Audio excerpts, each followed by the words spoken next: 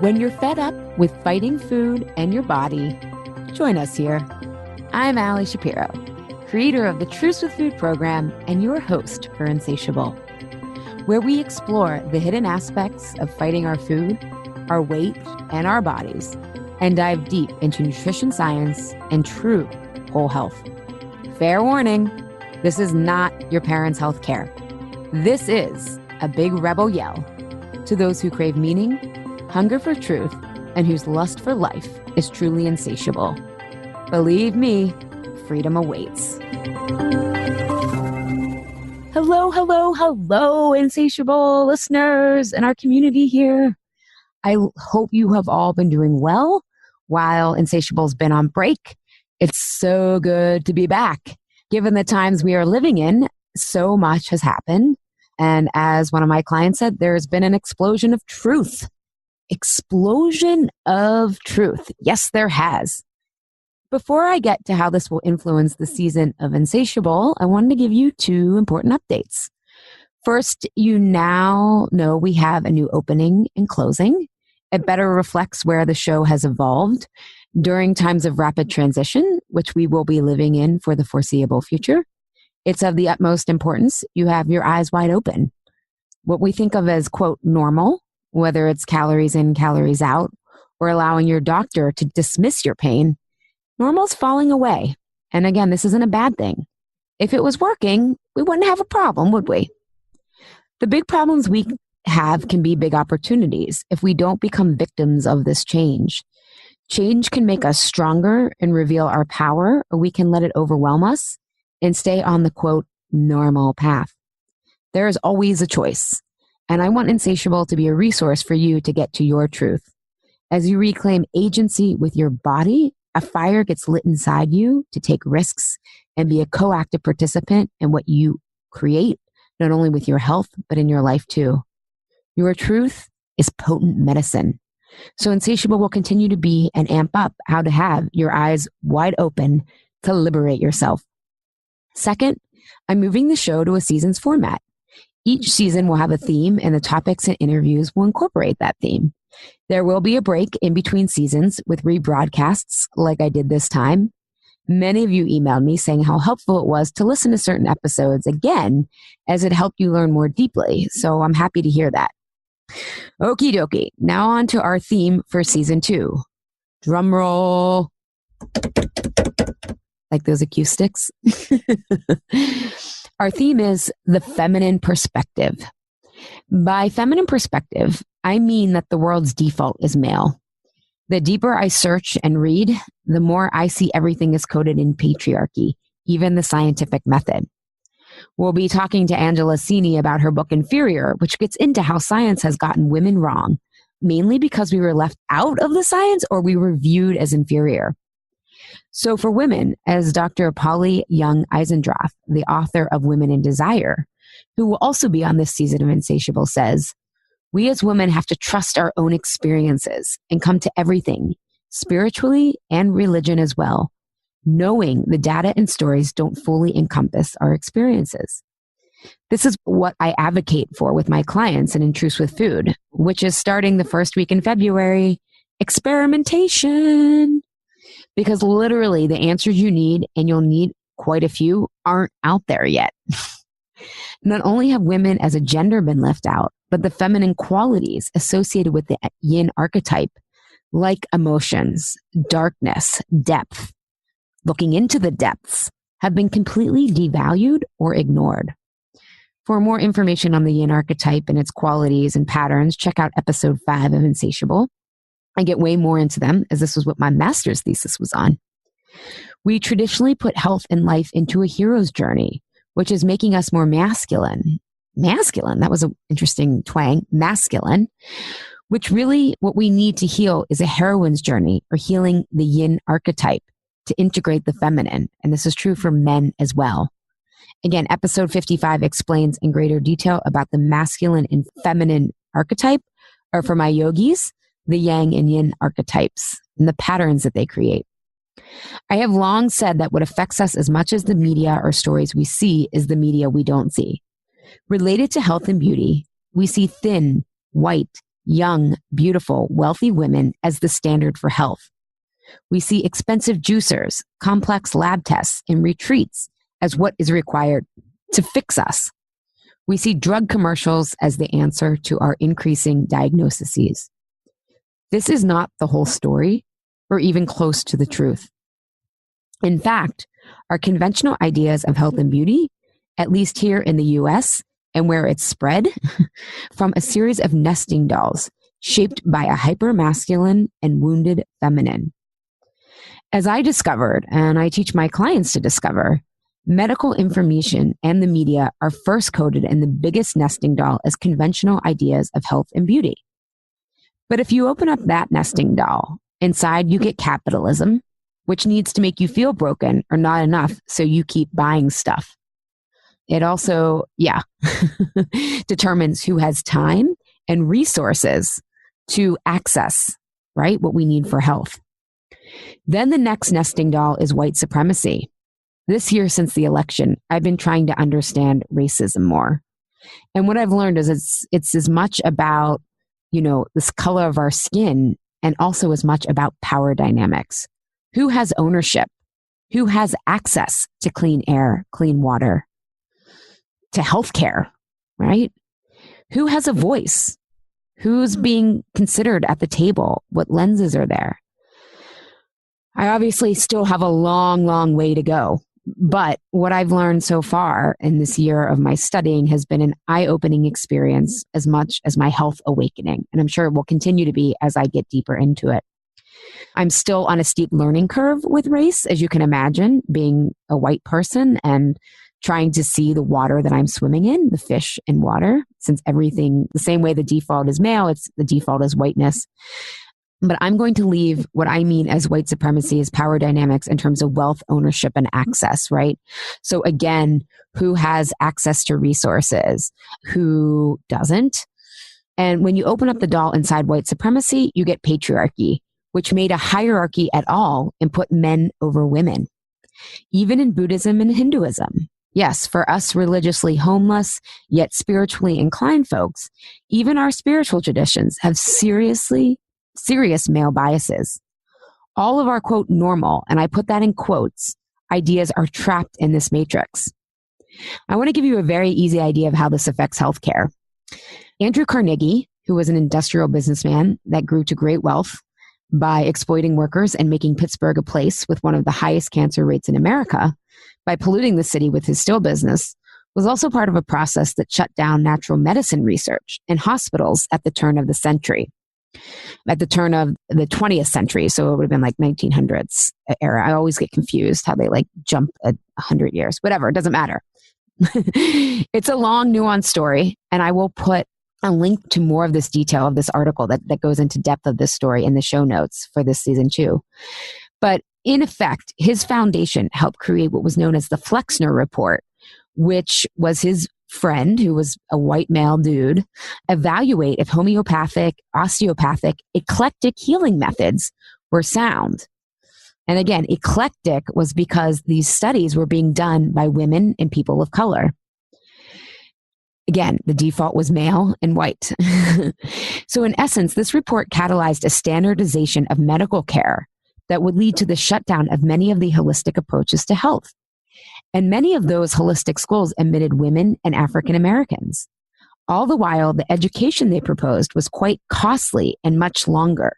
So not only were they shutting down these hospitals, but in standardizing medical care. Yes, medical care is not standardized. We are wonders, not widgets. But to make money, they had to standardize the medical care. And there's more detail about that, but I don't want to go too off on a tangent. My point is just I want you to see some of these nesting dolls. So in this education that they were proposing, it became very costly and a lot longer. So this made medicine more exclusive and less accessible to minorities, women's, immigrants, and working class Americans, right? Because who has the most time and the most money and can take that big of a risk? At that time, it was only white males. So this played into patriarchy and white supremacy hierarchy of power dynamics of both gender, race, and class. As a result, we've really lost out on different viewpoints and research interests by everyone who isn't mostly a rich white man. Now, you may be saying more women, immigrants, and minorities and medicine. You may be saying that medicine is now filled with women, immigrants, and minorities. And yes, I agree.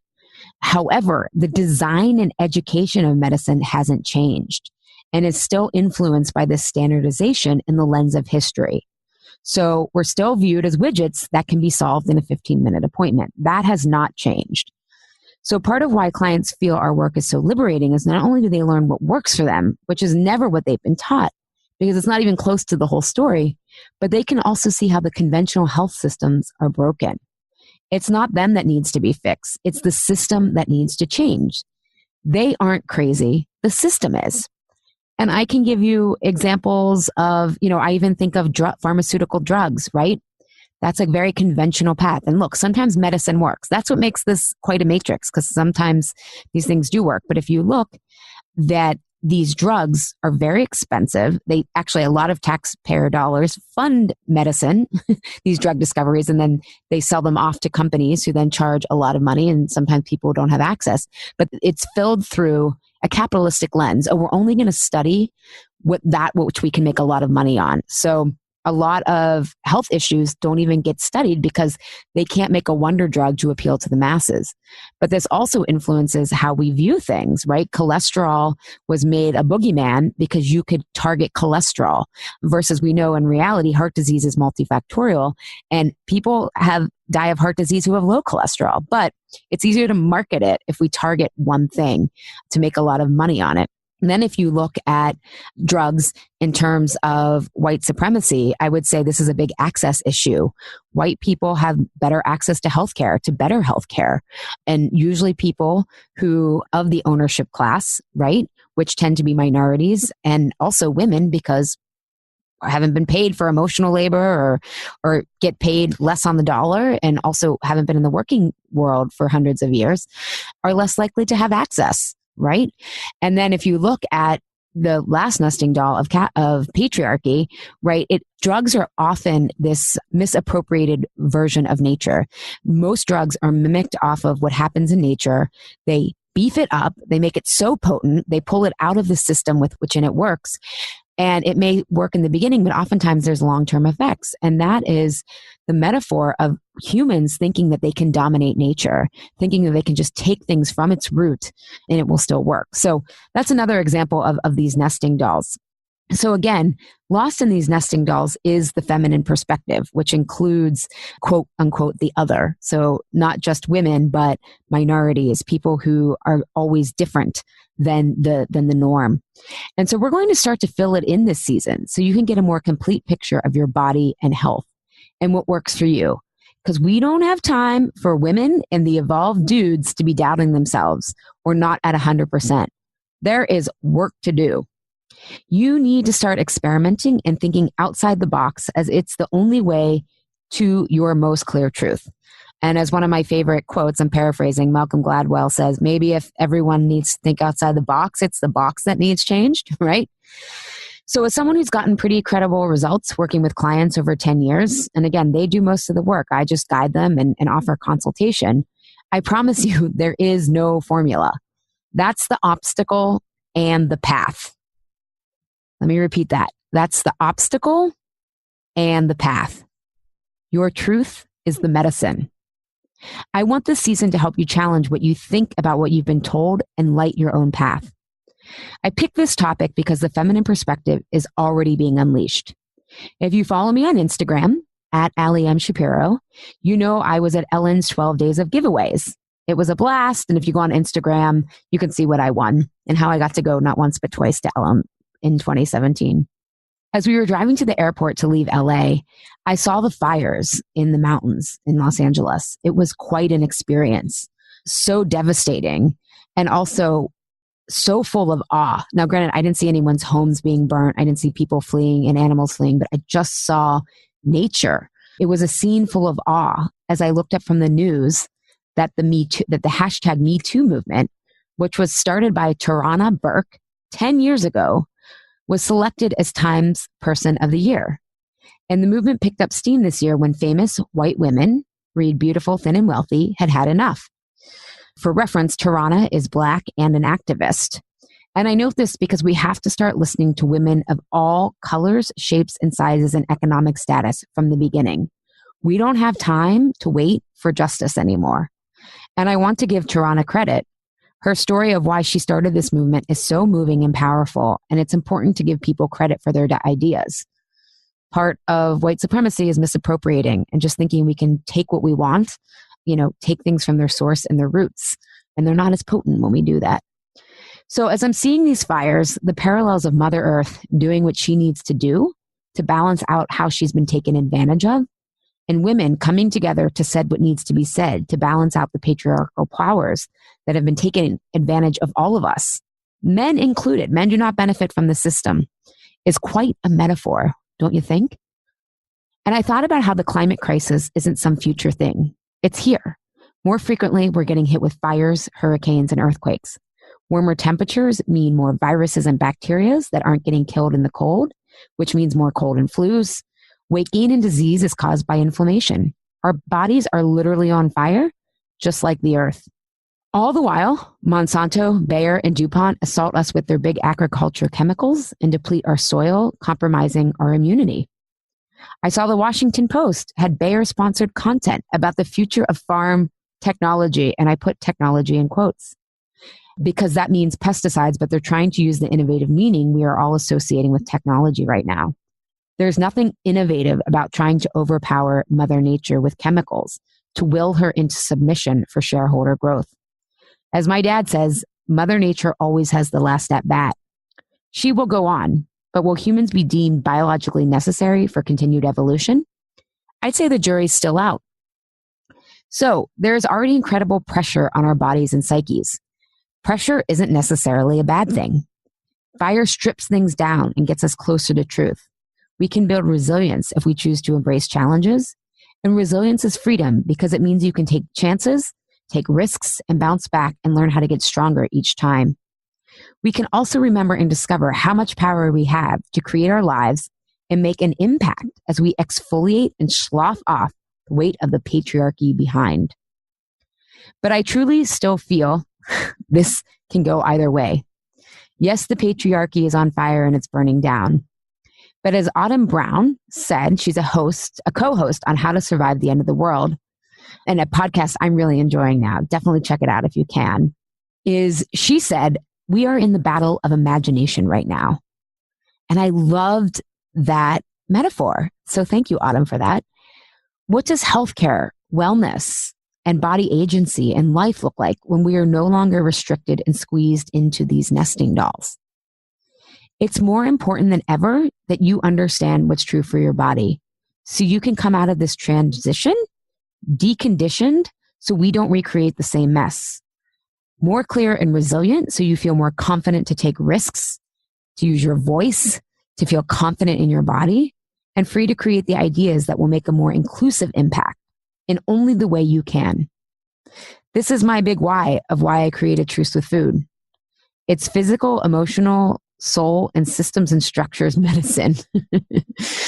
I hope this season propels you into discovering the radical truth for every body, which starts with yourself. Thank you, Health Rebels, for tuning in today. Have a reaction, question, or want the transcript from today's episode? Find me at alishapiro.com. I'd love if you leave a review on Apple Podcast and tell your friends and family about Insatiable. It helps us grow our community and share a new way of approaching health in our bodies. Thanks for engaging in a different kind of conversation. And remember, always, your body truths are unique, profound, real, and liberating.